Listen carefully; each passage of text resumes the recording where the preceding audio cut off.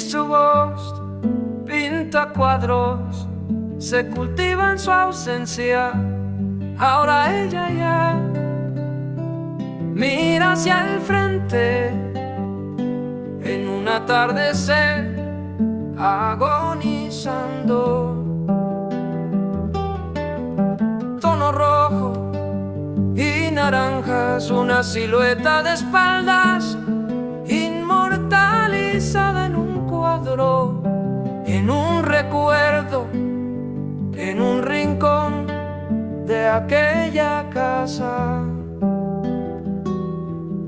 Su casa en la que tiempo no pasa.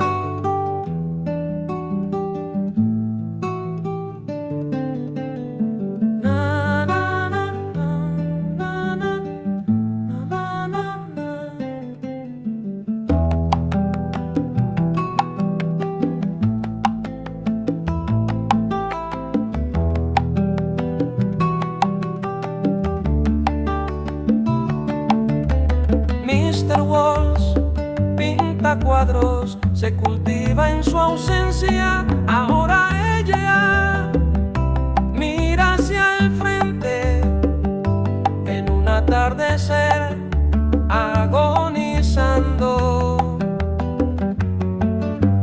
Tonos rojos y naranjas, una silueta de espalda